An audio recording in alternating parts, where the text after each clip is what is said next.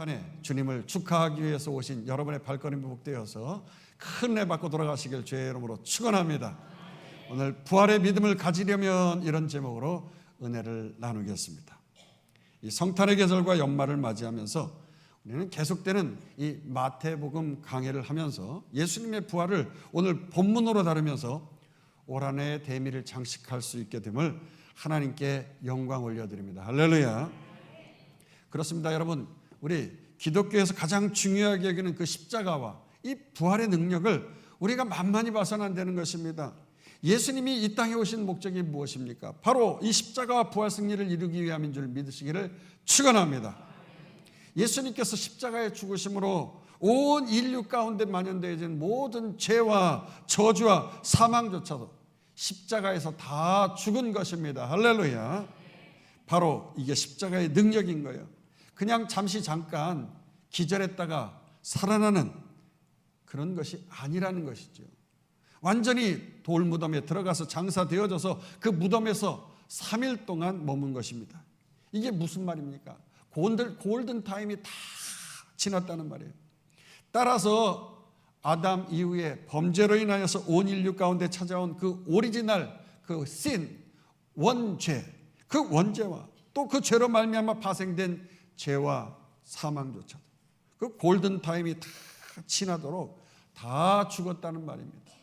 그리고 그 죽은 채 무덤으로만 끝난 게 아니라는 거죠. 이제는 다시 그 무덤을 박차고 나와 부활 승리함으로 영적, 육적 구원을 모두 이룬 줄 믿으시기를 축원합니다. 할렐루야. 한마디로 여러분과 제가요, 이 험하고 악한 이 땅 가운데서 당할 모든 죄와 저주스러운 문제와 심지어 죽음의 문제까지도 싹 주님께서 십자가에서 짊어지시고 해결해 주신 줄로 믿습니다. 그러므로 우리는 이제 이 사실을 믿는 믿음으로 새롭게 태어나기만 하면 되는 거예요. 부활의 능력을 덧입고 파워풀한 인생으로 살아가기만 하면 되는 것입니다. 그런데 이때 중요한 게 뭐냐? 바로 이런 십자가와 부활의 능력을 확실히 믿는 이 믿음이 중요한 거예요. 믿는 자에게는 표적이 따른다고 했어요. 그러므로 이 십자가와 부활이 믿어지면 아멘, 아멘, 아멘. 그렇습니다. 이 십자가와 부활이 믿어지면은요, 우리 인생 가운데 가장 큰 문제인 죽음조차도요 별게 아닌 것입니다. 우리는 이제 죽어도 살겠고 무릇 살아서 나를 믿는 자는 영원히 죽지 않는다는 주님의 말씀을 믿으시기를 다시 한번 주의 이름으로 축원합니다. 따라서 십자가와 부활을 믿는 그 믿음을 소유한 자는요 결코 이 육신의 이 안목으로만 살아가는 자가 아닌 거예요. 내 상황과 처지와 현상만 바라보면서 살아가는 자가 아닌 것입니다. 내 육신의 이 시각으로 바라보면은요 이 눈으로는 한계가 있어요. 아무리 멀리 봐도 제대로 멀리 볼 수가 없잖아요. 당장 바로 앞에 더 가까이 눈앞에다가 갖다 놓으면 이게 보입니까요? 안 보이잖아요. 우리의 육신적인 이 시각, 이 생각을 가지고서는요 이 환난 많고 죄악이 만연하고 악하고 이 험한 세상에서 갖가지 고난을 찾아올 때요 이 고난은요 그냥 저주스러운 고난인 거로밖에 생각이 안 되는 거예요. 그러나 여러분 어떻습니까? 십자가와 부활을 소유한 자들에게 있어서는 이 죽음이 이기시고 인간의 한계를 뛰어넘어서 죽은 몸을 부활시키신 그 주님의 은혜로 말미암아 초자연적인 영적인 안목을 가지고 살아가면 우리도 주님처럼 부활 승리하는 기적을 맛보게 될 줄로 믿습니다. 그러므로 고난은 고난이 아닌 것입니다. 이미 예수님께서 이 모든 고난을 해결해 주시고 이 고난도 저 고난도 주물떡 해서 합력하여서 선을 이루어 주셨습니다. 할렐루야. 가장 좋은 기쁨을 우리에게 앵겨주실 줄로 믿습니다. 바로 그것이 부활의 역사인 것이에요. 이 사실을 믿어 의심치 말고 이 부활의 능력, 구원의 능력을 우리가 마음속으로뿐 아니라 우리의 몸과 마음과 영혼 속에 되새기는 오늘 되시기를 주의 이름으로 축원합니다. 사실 그런데 저는 올 한 해 병원 신세를 참 많이 졌어요. 처음에 동네 병원에 갔더니 간암인 것 같다고 덜커덩 가슴이 철렁 내려앉는 거예요. 빨리 큰 병원 가보라. 그래가지고 종합병원에, 큰 병원에 또 갔잖아요. 가서 뭐 각종 검사 있는 것 없는 것 다 해봤는데 다행히 아니라는 거예요. 어쨌든 뭐 이런 검사 저런 검사하면서 암은 아니라고 했지만 그 위에 뭐 담낭에 갑자기 그냥 그 담낭관에 이제 돌이 있어가지고 그게 막혀가지고 그냥 그것 때문에 얼마나 고통을 당했는지요. 그러다가 그거 수술해가지고서 돌을 끄집어내고 말이죠. 또 언젠가는 또 뭐 전립선이 또 뭐 암이라고 또 갑자기 또 덜커덩 그래가지고서 또 병원에, 큰 병원에 또 가가지고서 뭐 여기저기 막 그냥 암이 있는지 없는지 뭐 바늘로다가 다 꽂아가지고 뭐 수십 방을 막 꽂아서 막 세포를 빼내야 된다고, 조직을 검사해봐야 된다. 그래가지고서 또 그냥 고통을 당하고 말이죠. 근데 다행히 또 암은 아니라는 거예요. 그러다가 또 지난주에는 또 급기야 눈 수술까지 하지 않았습니까? 눈 수술까지 했어요. 성전 건축할 때 뭐 먼지를 많이 쐬고 아무튼 뭐 그래가지고 뭐 눈을 막 비비고 뭐 어째서 그랬는지 눈이 계속 안 좋았어요. 그래서 저희 집안에 의사 선생님이 계시거든요. 그래서 그 병원에 갔더니 목사님 아무래도 눈이 백내장인 것 같습니다. 그러니까는 수술해야 될 것 같고요. 양쪽은 다 백내장이긴 한데 특별히 이쪽 눈은 녹내장이라서 실명을 할 수 있으니까 아주 조심해야 합니다. 이 안압이 절대 오르지 않도록 계속 관찰을 하고 이래야 됩니다. 뭐 이러는 거예요. 실명할 수 있다니까 말이죠. 계속 그래서 치료를 해야 된다고. 그러면서 이쪽 눈 실명하기 전에는 이쪽에 빨리 수술을 해야겠다. 그래가지고서 양쪽은 다 수술을 할 수가 없고 이 녹내장이 오게 되지만 안압을 한 6개월 정도는 계속 안정을 시키지 않으면 수술을 할 수가 없는 거예요. 그래서 그건 나중에 가서 생각해보고 괜찮은 쪽 눈, 이쪽은 백내장 수술을 하자. 그래서 이제 수술을 했는데 이게 또 제가 안경을 쓰잖아요. 그러다 보니까 한쪽 눈이 정상으로 되는 것 같으니까 이게 말이죠. 안경 렌즈가 또 다 안 맞는 거예요. 안경 알이. 그러다 보니까 뭐 안과 갔다가 뭐 안경점 갔다가 뭐 그걸 했는데도 뭐 제대로 막 안 맞는 것 같아서 또 다시 가고 말이죠. 뭐 계속 이런 시간을 가졌어요. 눈의 도수도 이제는 뭐 달라지고 그렇다고 해서 지금 수술한 지 뭐 일주일도 안 됐는데 잘 보일 줄 알았더니 이게 다 뿌옇게 보이는 거예요. 눈 안에 그냥 뒤에 있는 그 렌즈를 다 갉아가지고서 긁어내고 새로운 렌즈를 끼다 보니까 눈을 막 건드려 놔가지고서 어쨌든 이게 안정하기까지 뭐 한 2달은 약을 넣어야 되고 적어도 1주간 동안은 무조건 그냥 세수도 못하고 그냥 눈에 절대 물이 들어가면은 안 됩니다. 실명할 수도 있습니다. 뭐 이래가면서 겁을 주니까 제대로 씻지도 못하고 말이죠. 아직도 눈이 뿌예요. 여러분을 봐도 제대로 눈이 이게 뿌여가지고서 여러분의 얼굴이 어떤지 잘 보이진 않고 일단 환하기는 한데 옛날에는 뿌여서 색깔이 좀 뿌옇게 보였는데 선명하기는 한데 글씨도 흐리고 설교 준비를 하는데 아무튼 그냥 글자를 폰트를 크게 해놓고서 타자를 쳐가면서 하는데 힘들더라고요.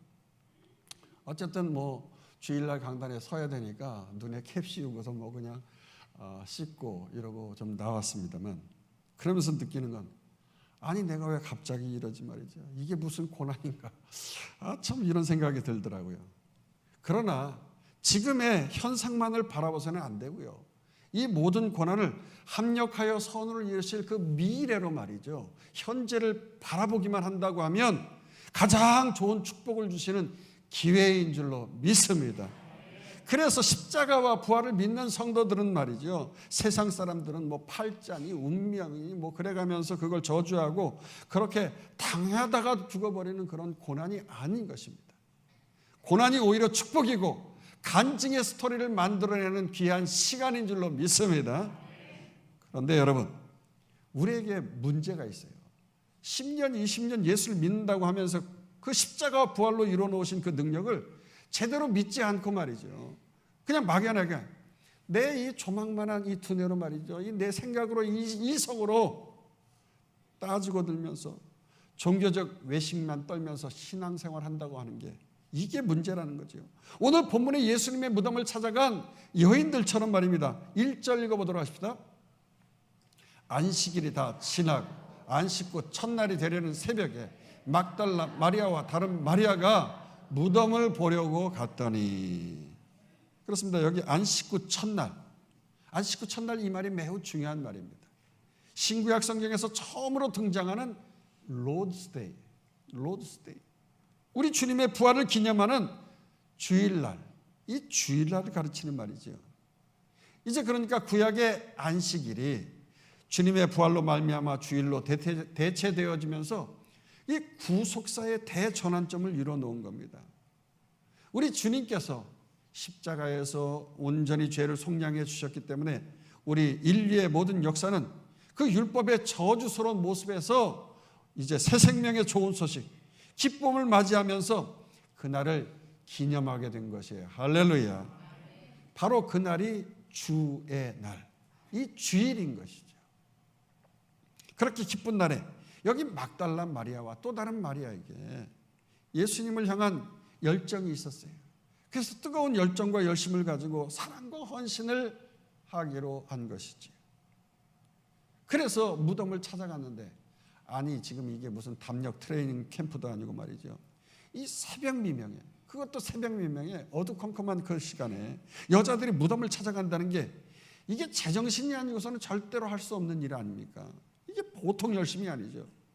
그러나 주님을 향한 이런 열심과 헌신을 무조건 믿음이라고 착각해서는 안 되는 거예요. 믿음이라고 착각해서는 안 되는 거예요. 물론 신앙생활에 있어서 이런 열심은 매우 필요한 것입니다.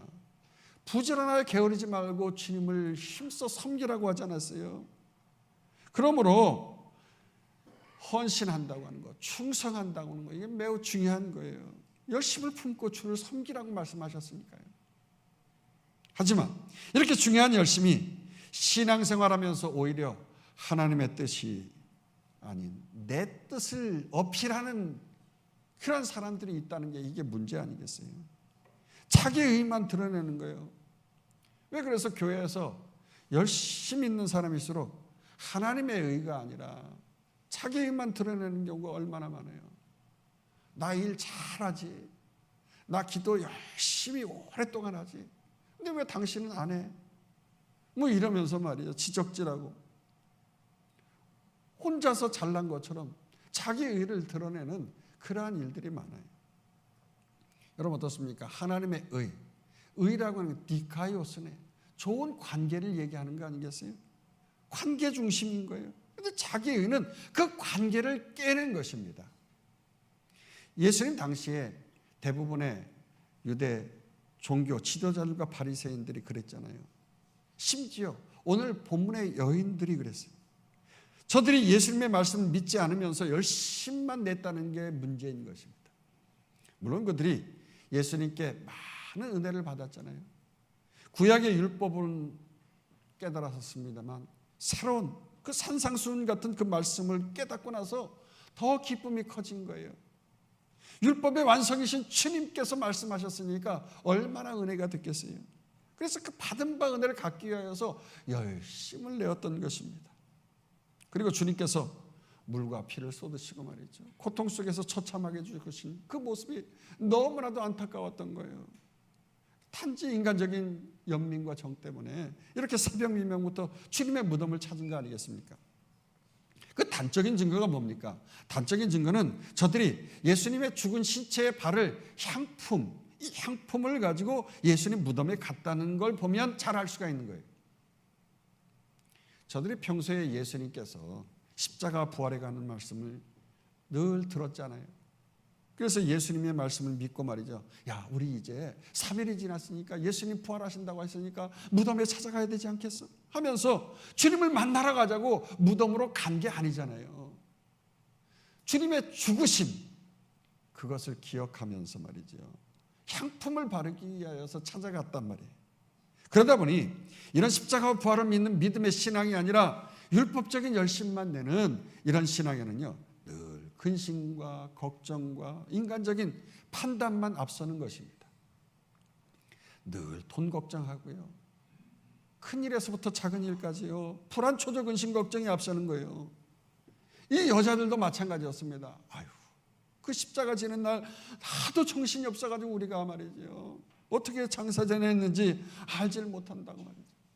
제대로 염은 잘했는지, 수의는 제대로 입혀드렸는지, 그러면서 밤새도록 염려하느라고 엎치락뒤치락 하면서 말이죠. 한숨도 못 잔 거예요. 그러다가 안 되겠다 싶어가지고서 벌떡 일어나가지고 가서 시신이라도 좀 봐야 되겠다고 말이죠. 그래가지고 지금 새벽에 일찍이 무덤으로 찾아간 거 아니겠습니까? 그런데 가면서 또 근심하는 거예요. 가면서 아유, 그나저나 그 무더운 돌무덤의 문 돌은 어떻게 누가 굴려줄까? 그러면서 말이죠, 걱정하는 거예요. 여러분, 한국의 무덤은 땅속에다가 묻어 매장하는 무덤 있지 않아요. 그러나 이 이스라엘의 무덤은요, 돌을 파서 굴을 만들어서 장사 지내는 묘실의 장사법이란 말이에요. 굴 속에다가 묻는 거예요. 그리고 그 입구는 큰 돌로 막는 거예요. 아무나 열 수 없게 말이죠. 그런 연약한 여자들이 그냥 자신들의 그 인간적인 생각으로 말이죠, 이 육신의 안목으로만 생각을 하면서 말이죠. 아유, 우리도 힘이 없는데, 우리가 힘이 없는데 누가 이 돌을 굴려주느냐고 말이죠. 당장의 것만을 생각하는 거예요. 여러분요, 부활신앙은요, 부활의 믿음은요, 우리의 이성과 힘과 능력을 뛰어넘는 것인 줄로 믿습니다. 이미 천지를 뒤흔드신 전지전능하신 하나님께서 말이죠, 초자연적인 현상을 천군 천사들을 통하여서 나타내 보이신 거예요. 그러면서 이 여인들이 생생한 부활의 역사를 체험하도록 무덤문이 활짝 열린 줄 믿으시기를 주의 이름으로 축원합니다. 2절에서 3절 보도록 하십니다. 큰 지진이 나며 주의 천사가 하늘로부터 내려와 돌을 굴려내고 그 위에 앉았는데 그 형상이 번개 같고 그 옷은 눈같이 희거늘. 그렇습니다. 성경을 살펴보면 구속사의 중요한 소식을 전할 때마다 이렇게 주의 천사, 이 주의 사자들이 나타나서 말씀을 전해준 것을 우리가 성경을 통해서 여러 곳에서 볼 수 있어요. 일단 그들의 형상은 번개 같았다고 오늘 본문은 말하고요, 옷은 눈같이 일 정도로 이 육신의 고깃덩어리와는 차원이 다른 특별한 형상을 가지고 있다고 묘사하고 있어요. 한마디로 신령한 형상이라는 거죠. 그래서 그 육중한 돌무덤의 물을 굴려내면서 그 위에 앉아 있었다는 것입니다. 그러니 그냥 이 수준 낮은 이 고기 껍데기, 이 육신 말이죠. 이 육신, 이것으로만 살아가는 인간들은 기절초풍하고 살았으나 죽은 자같이 될 노릇인 것이에요. 그래서 4절은 이렇게 말씀하고 있습니다. 지키던 자들이 그를 무서워하여 떨며 죽은 사람과 같이 되었더라. 그렇습니다. 지키던 자들인 로마 군병들조차도요, 이런 영적인 광경을 바라보고는 공포에 사로잡혀서 벌벌 떨 수밖에 없었다는 거예요. 그러니 예수님을 위해 헌신하고 충성했던 여자들은 어떻겠습니까? 저들 역시 두려웠으나 적어도 주님의 말씀이 생각났던 거 아니겠습니까? 천사가 예수 부활하셨다는 말씀을 전할 때 구구절절히 예수님께서 저들에게 들려줬던 그 말씀이 생각났던 거예요. 따라서 그 여자들은 물론 무서움도 있었지만 큰 기쁨으로 무덤을 떠난 거예요. 5절에서 8절 보십시다. 천사가 여자들에게 말하여 이르되 너희는 무서워하지 말라. 십자가에 못 박히신 예수를 너희가 찾는 줄을 내가 아노라. 그가 여기 계시지 않고 그가 말씀하신 대로 살아났느니라. 와서 그가 누우셨던 것을 보라. 또 빨리 가서 그의 제자들에게 이르되 그가 죽은 가운데서 살아나셨고 너희보다 먼저 갈릴리로 가시나니 거기서 너희가 배우리라 하라. 보라, 내가 너희에게 일렀느니라 하거늘 그 여자들이 무서움과 큰 기쁨으로 빨리 무덤을 떠나 제자들에게 알리려고 다름질할세. 아유, 글씨를 따라가려니까 힘들어요. 감으로 그냥 읽고 있는 것뿐이에요. 전체적으로 그냥 뿌해요. 아직까지는 아마 안정화될 때까지는 조금 시간이 걸릴 것 같아요. 자, 그렇습니다. 천사들이 너희는 무서워하지 말라는 거예요. 십자가에 못 박히신 예수는 여기 계시지 않고 그가 말씀하신 대로 살아나셨느니라. 할렐루야. 그러니 이제 부활신앙의 눈으로 그가 누우셨던 것을 보라 하는 거예요. 보라. 그러면서 아주 중요한 말을 하는 거예요. 보고 빨리 가서 제자들에게 예수님이 살아나셨다는 소식을 전하라는 거예요. 예수님께서 제자들보다 먼저 갈릴리로 가실 것이니까 갈릴리에서 거기서 배웁자고 한다는 그 말을 전하라는 거예요. 여러분, 부활하신 주님이 이 예루살렘에서 적어도 100km 이상 떨어진 그 갈릴리로 가서 다시 보시자는 거 아닙니까? 근데 지금 제자들이 어디에 있어요? 다 숨어 있지 않습니까? 겟세마네 동산 때부터 벌써 저들이 벌벌 떨면서 혼비백산해서 다 흩어져서 어디 가 있는지 알 수가 없는 거예요. 천사가 이렇게 배신자인 제자들에게 갈릴리에서 주님을 만나 뵈라고 했는데, 이 말씀은 이미 일찍이 예수님께서 갈만산에서 제자들에게 하신 말씀 아니겠어요? 마태복음 26장 한번 보도록 하요. 30절 33절. 이에 그들이 찬미하고 감람산으로 나아가니라. 그때 예수께서 제자들에게 이르시되 오늘 밤에 너희가 다 나를 버리리라. 기록된 바 내가 목자를 치리니 양의 떼가 흩어지리라 하였느니라. 그러나 내가 살아난 후에 너희보다 먼저 갈릴리로 가리라. 베드로가 대답하여 이르되 모두 주를 버릴지라도 나는 결코 버리지 않겠나이다. 자, 우리 예수님도 답답하시죠. 한 번 속으시면 그만인데 두 번, 세 번 계속 속고 계시는 거예요. 아예 속아주시는 거죠. 특별히 베드로가 모두 주를 버릴지라도 나는 절대 결코 버리지 않겠다고 말이죠. 결코 나는 주님을 버리지 않겠다고, 주님의 바디가 되겠다고 말이죠. 그렇게 호언장담했지만 도대체 지금 어디에 있는지 실종된 지 아주 오래되었어요. 그럼에도 불구하고 예수님은 이런 배신자 제자들을 갈릴리에서 다시 만나겠다고 말이죠. 갈릴리로 가라고 하시는 건데, 여러분, 갈릴리가 어떤 곳입니까? 갈릴리는 예수님이 그 사랑하시는 제자들을 처음 만난 곳 아닙니까? 그리고 갈릴리에서 3년간 공생의 대부분의 시간을 그곳에서 사역하시면서 보낸 것 아니겠어요? 우리 주님 그곳에서 인간적인 생각으로 하루하루 힘겹게 그렇게 비천하게 살아가던 제자들을 비롯한 그 갈릴리 백성들에게 말이죠, 그야말로 공가고의 하나님이셨어요. 공가고의 하나님. 먹을 것이 없던 저들에게 오병이어로 공급해 주셨잖아요. 주옥 같은 말씀으로 가르쳐 주셨습니다. 수많은 병든 자, 상처받은 자 치유해 주시면서 고쳐주신 주님이 우리 하나님이신 예수 그리스도이십니다. 할렐루야. 그런 갈릴리, 그 공가고의 현장으로 가서 다시 만나자는 겁니다. 그러면 이 시간 여러분의 갈릴리는 어디입니까? 첫사랑을 회복하라고 우리 주님께서 말씀하시는 그 갈릴리로 가라고 했는데, 여러분, 떠나버린 갈릴리 회복하시길 주의 이름으로 축원합니다. 그러나 어떻습니까? 그 갈릴리에 비하면은 이 예루살렘은 엄청난 곳 아니에요. 삐까번쩍한 옷을 입고 종교 지도자들이 거기에서 활보하면서 말이죠, 많은 사람들이 부려워하는 장소가 바로 이 예루살렘이에요. 거기서 돈이 움직이고 권력의 줄을 탈 수 있고 사람들을 죽였다 살렸다 하면서 온갖 부조리와 배신이 난무하는 곳이 바로 예루살렘 아닙니까? 그러나 갈릴리는 돈 없고 권력도 없고 잘난 거 하나 없는 비천한 곳이지만 공급하시고 가르치시고 고쳐주시고 치유하시는 예수님의 능력의 장소인 줄로 믿습니다.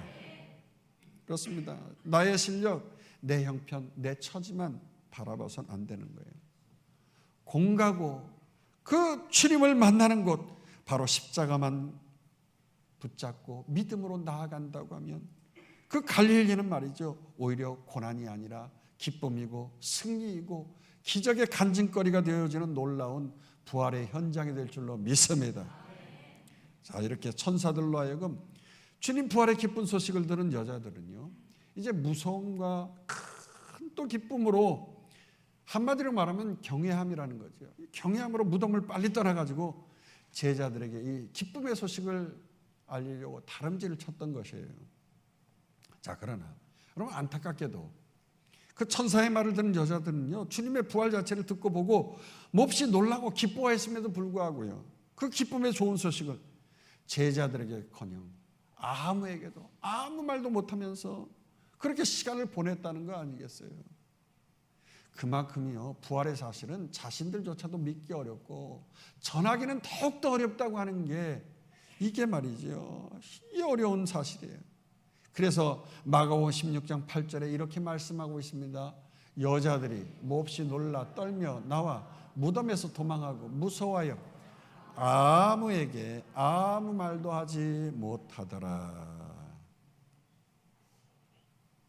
자, 이 사실을 잘 아는 우리 주님께서 이번에는 천사가 아니라 직접 여인들에게 나타나서 다시 한번 놀라운 부활의 믿음을 소유할 수 있도록 힘을 주고 계시는 거예요. 오늘 본문 9절에서 10절로 돌아가서 예수께서 그들을 만나 이르시되 평안하냐 하시거늘 여자들이 나아가 그 발을 붙잡고 경배하니 이에 예수께서 이르시되 무서워하지 말라, 가서 내 형제들에게 갈릴리로 가라 하라.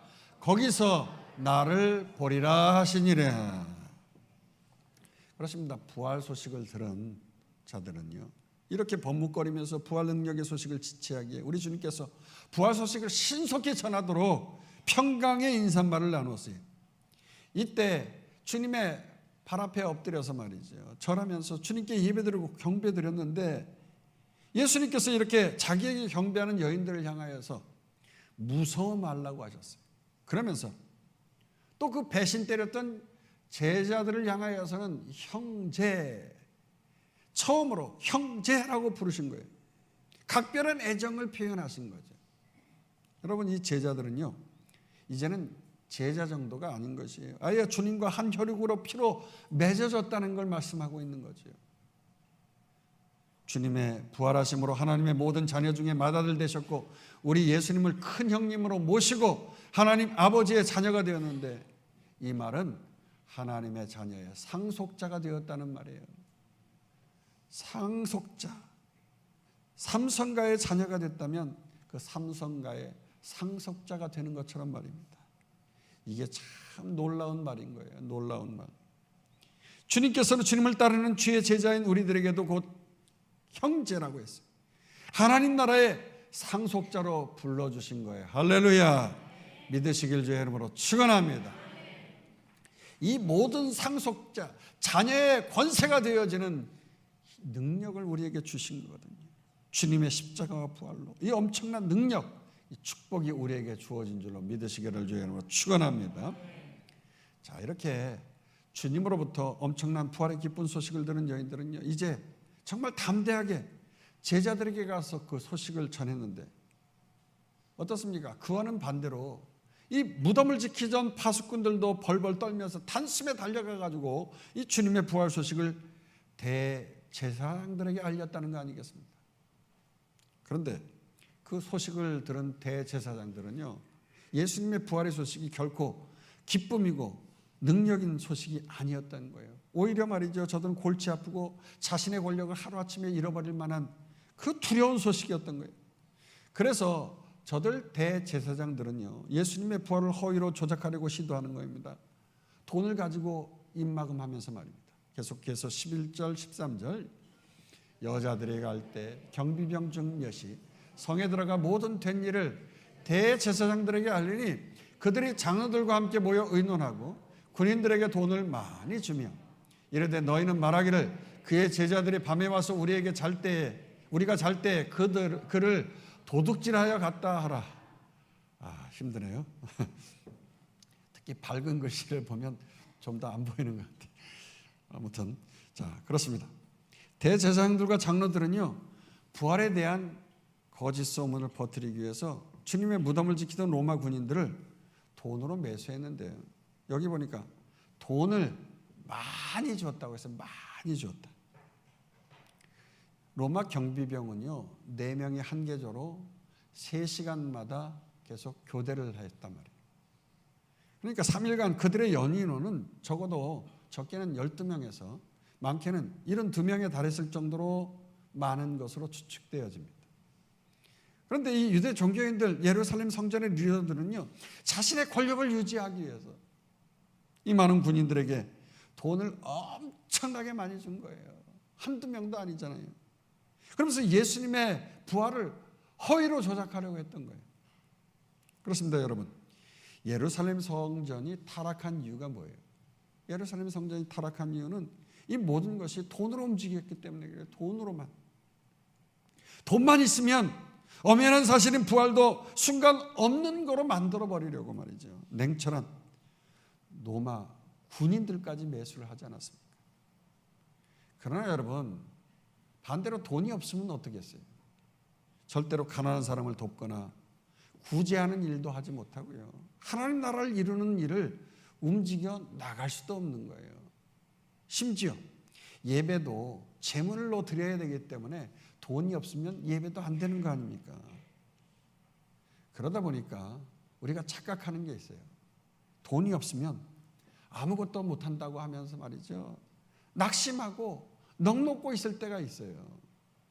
또 심지어 돈이 없으면 그 돈에 맞춰서 주의 사역도 줄여야 한다고 하는데 이건 사탄의 생각인 거예요. 사탄의 생각. 사탄이 주는 생각이에요. 여러분 어떻습니까? 예수님의 부활 사건 이후에 그 일자 무식했던 땡전 한 푼 없는 찌질이 못난 베드로가 말이죠. 근거하는 내게 없지만 나사렛 예수의 이름으로 명하노니 곧 일어나 걸으라고 했잖아요. 할렐루야. 나사렛 예수의 이름으로 걷도록 그 앉은 뱅이 발과 발목에 힘을 얻게 해서 일어나 걷게 했어요.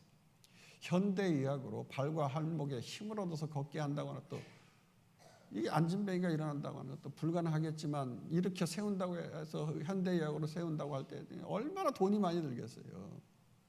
돈이 필요한 거예요. 그렇지만 기적을 통해서도 하나님의 십자가와 부활의 능력을 경험한 베드로가 기적을 통하여서 이렇게 세우는 역사도 있는 것입니다. 할렐루야. 그러니까 부활신앙을 능력을 믿는 자들에게 있어서는 없어도 있는 자처럼 믿음으로 행하게 되어지면 물질의 역사가 일어나게 되어지는 거예요. 할렐루야.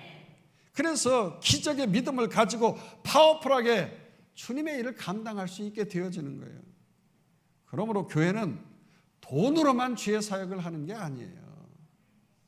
돈은 필요해요. 그러나 돈으로만 하는 것이 아니에요. 믿음으로 하는 것이에요. 할렐루야. 초대교회는 그냥 주님을 위한 뜨거운 비전과 십자가의 부활을 그 믿음만 가지고 나아갔어요. 초대교회 성도들이 대부분이 가난했고 노예들이었어요. 물론 부자들도 있었어요.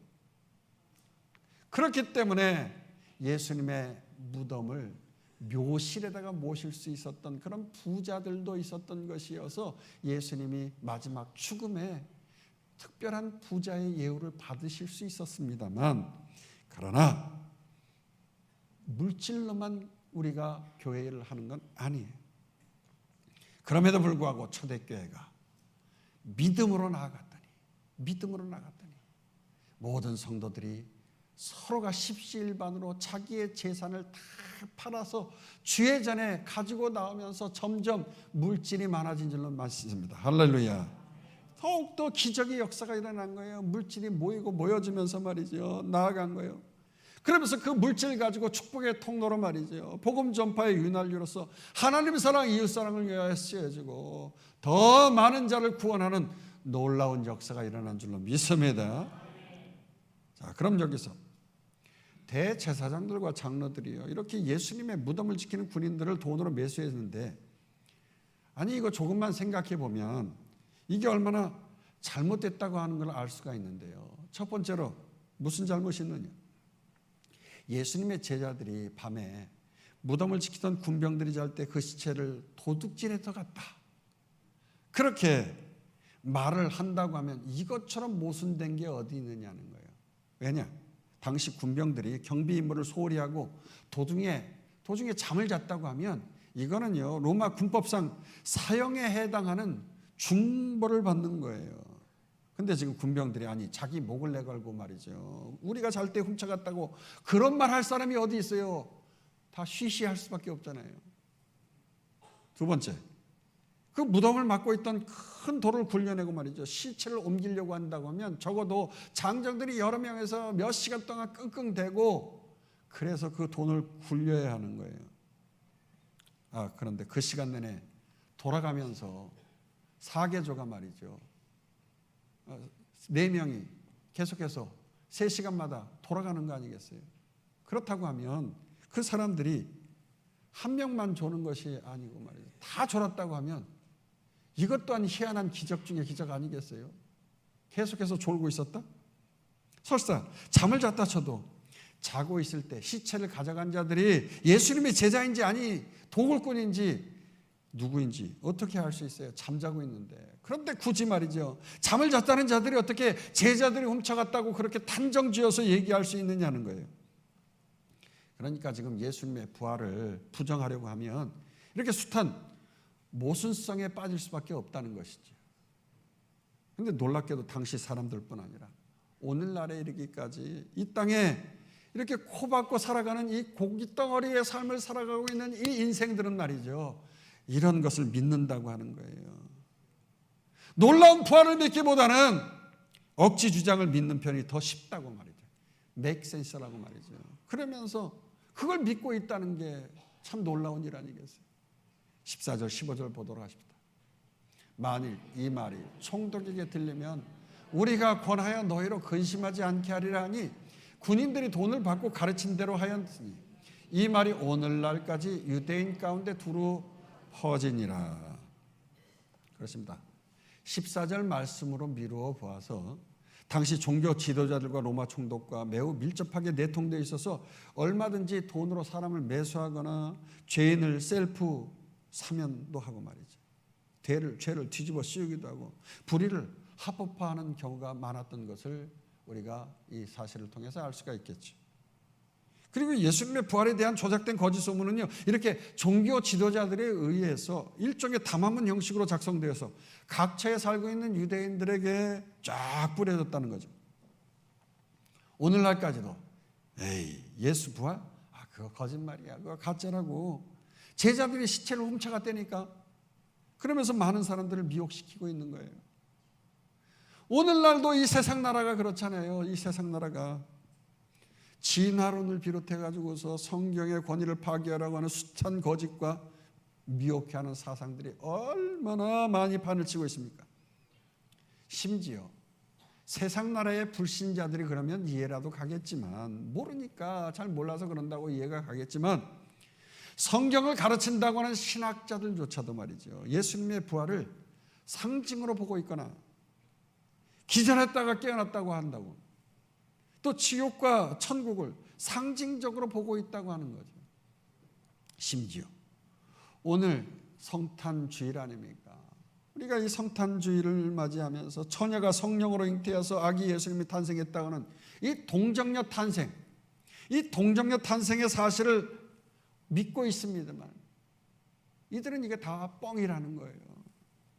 사람의 이성으로 조망만한 되뇌가지고 말이죠, 이거 절대 이해가 안 된다는 거예요. 이런 일은 있을 수도 없다고 하면서 인본주의적인 생각으로 자유주의 신학을 주장하는 신학자들이 있다는 것입니다. 여러분 똑똑히 들으세요. 똑똑히 들으십시오.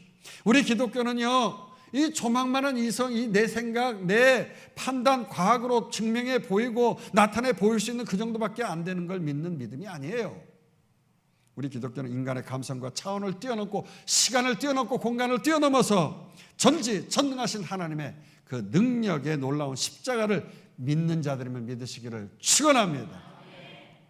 만약에 본문의 종교 지도자들처럼 이렇게 하나님을 믿고 따른다고 하면서 그냥 이 땅에서 코박고 내 능력, 내 한계, 내 생각, 내 경제적인 수준, 이 상황에 머물러만 있다고 한다고 하면, 그렇게 살아가면 그런 자들은 예수님의 부활 능력을 믿지 못하는 거예요.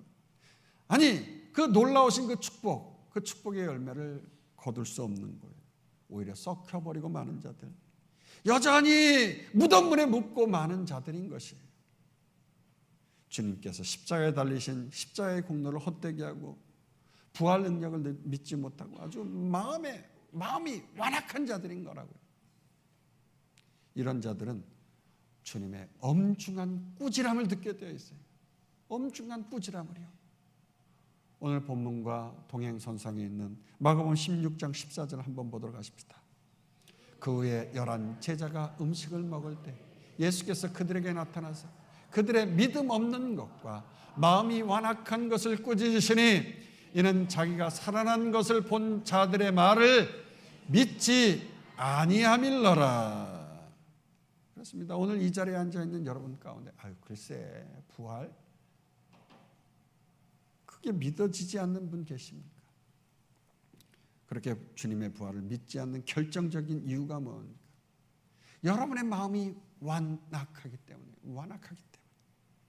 즉 신앙생활하면서 내가 죽지 않고 말이죠. 나의 에고가 죽지 않아서 그래서 not I but Christ. 나는 죽고 예수 그리스도의 말씀이 통치하고 다스리지 않기 때문에 내 마음부터 천국을 이루지 못하고 아주 지옥같이 완악한 나의 자아로서 종교적인 열심만 내고 있는 것이에요. 여러분 그렇습니다. 오늘 제목대로 십자가와 부활의 믿음을 갖기만 한다고 하면 그 사망 권세에 이기신 파워풀한 능력이 우리 삶 속에서도 풀어져 나올 줄로 믿습니다. 그러길 주의 이름으로 축원합니다.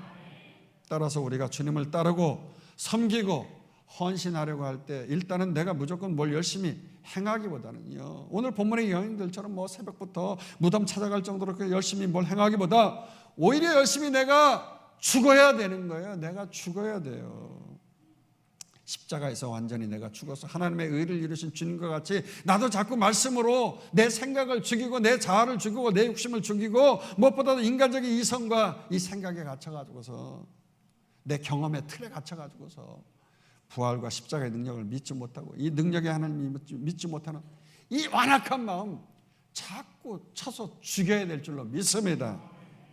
그렇게 죽은 나의 마음 가운데서 부활의 주님이 말씀으로 살아서 나의 육체를 나의 마음과 정신과 혼을 지배하고 통치하고 다스리면서 드디어 우리의 처지의 환경과 이성과 차원을 뛰어넘는 파워풀한 부활의 능력이 나타낼 줄로 믿습니다. 여러분 우리 모두 이번 한 주간 동안도 처녀의 몸으로 성령으로 잉태되어 탄생하신 아기 예수님 마음껏 찬양하고 영광 돌리고 더 나아가 부활의 능력을 믿는 파워풀한 믿음으로 승리하기를 우리와 우리의 자녀에게 주의 이름으로 축원합니다. 우리 함께 합심해서 기도하십시다. 주님을 믿지 못하는 부족한 부분이 있다고